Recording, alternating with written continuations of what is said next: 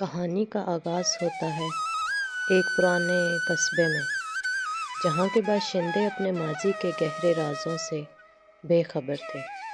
اس قصبے کا نام تھا زمورد پور، جہاں ہر گھر، ہر گلی، ہر کونے میں کہانیاں دفن تھیں۔ ایک دن قصبے کے ایک نوجوان سلیمان نے اپنی دادی سے ایک پراسرار کہانی سنی۔ کہانی میں ذکر تھا کہ ایک قدیم خزانے کا، جو کسی زمانے میں قصبے کے بانی نے چھپایا تھا۔ سلیمان، جو ہمیشہ سے مہم جوئی کا شوق رکھتا تھا، اس نے فیصلہ کیا کہ وہ اس خزانے کو ڈھونڈ نکالے گا۔ جو ہمیشہ سے مہم جوئی کا شوقین رہا تھا، اس نے فیصلہ کیا کہ وہ اس خزانے کو ڈھونڈ نکالے گا۔ سلیمان نے اپنے دوست فہد کو اس رازداری میں شریک کیا اور دونوں نے مل کر خزانے کی تلاش شروع کر دی۔ وہ قدیم کتب خانے میں گئے، ایرانی دستاویز کا مطالعہ کیا اور قصبے کے بزرگوں سے معلومات حاصل کی۔ ایک دن جب وہ قصبے کے بزرگ ترین شخص سے ملے تو انہوں نے انکشاف کیا کہ خزانے کا راز دراصل ایک قدیم معبد میں چھپا ہوا ہے، جو قصبے کے نواح میں موجود ہے۔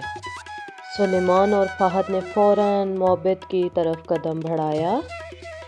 جب وہ معبد پہنچے تو انہیں وہاں پر پرانی مورتیاں اور نقش و نگار ملے۔ معبد کے درمیانی حصے میں ایک بڑی مورتی کے پیچھے ایک خفیہ رستہ تھا، جو ایک زیر زمین کمرے میں جاتا تھا۔ اس کمرے میں داخل ہوتے ہی انہیں ایک بڑی صندوق ملی، جو تالے سے بند تھی۔ سلیمان اور فہد نے بڑی محنت سے صندوق کا تالا کھولا، لیکن جب انہوں نے صندوق کھولا تو اندر سے کچھ بھی قیمتی نہ نکلا۔ بجائے خزانے کے، صندوق میں صرف کچھ پرانے کاغذات تھے، جو قصبے کے تاریخی واقعات کا ذکر کر رہے تھے۔